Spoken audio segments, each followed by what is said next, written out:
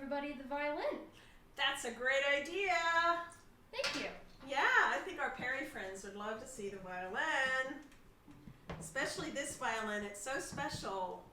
This was my very first instrument I ever played. And I played this probably when I was about 4 years old. And many, many people played it before me also. So it's a very, very old violin. And if you were at Parents Preschool and I was a teacher there, you probably got to try this little tiny violin. It's so cute and so little. It's made for a little person. Very tiny, so sweet. There's also this one. Okay, Lori, thank you for bringing that one in. That is a full-size violin.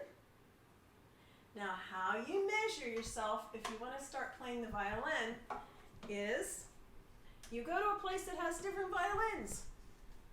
And your hand fits, your arm is straight, and your hand fits over the head just like this. Now, this is my son Corey's violin. And he's played it lots. And it was his grandfather's violin, or my great-grandfather's, my grandfather's violin, his great-grandfather's violin. This was my son Corey's great-grandfather's violin.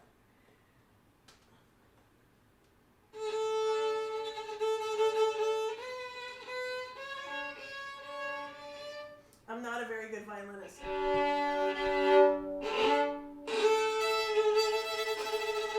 I don't play violin very often. I am a cellist, but I enjoy tinkering around with it. So this would be a full-size violin. And a violin bow is longer than a cello bow. This one's about close to the same size, but violin bows can be even a little bit longer than this one. So what are the strings of a violin? Oh, the violin strings are G, D, A, E. On a cello, they are C, G, D, A, remember? But there's no C, there's G, D, A, and then they add E. This is a viola. This was my dad's viola. And it's beautiful. It's a very rich, dark color. Remember how I talked about my cello is a blonde color? And there are other colors of instruments. And look at the comparison here. That viola is a lot darker than the cello. And I'm not going to play the viola for you, but it has a lovely, rich tone. It's actually not in tune all the way. It has a lovely, rich tone, and it's in between the violin and the cello in sound. It sounds beautiful.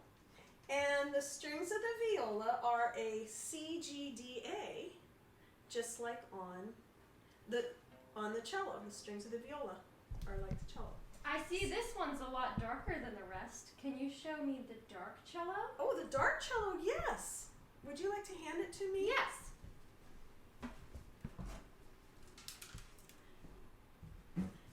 Okay, this cello, we call this the Betty cello because it was owned by a lady named Betty Martin. Look at the difference in the cello colors. Mine is blonde and that one's a darker color, a richer color. And then look at this viola, how dark it is. And there are cellos that are dark like this too. And I think the kids at home might notice that the cello just looks like a big violin. It really does. And actually the real name of the cello is violoncello. Now there's an instrument even bigger and we don't have one, and that's a double bass. Mr. Caldwell plays double bass, and it's a whole lot taller, a whole lot taller than a cello.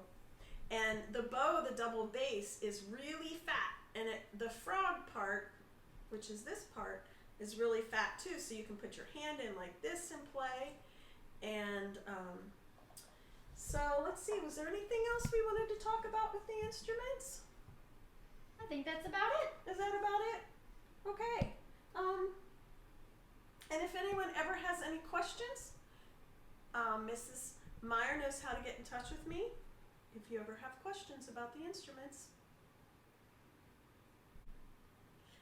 And another thing about this string family of instruments, the violin and the viola, and the cello.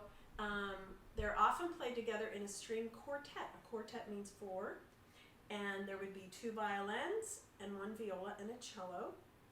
And that's a very popular way of string players playing together, or they might play in a larger chamber music group, or they might play in a big orchestra. And I'm going to include a picture of an orchestra. It shows where the cellos and the violins and violas all sit, and it shows where the other instruments sit in an orchestra too.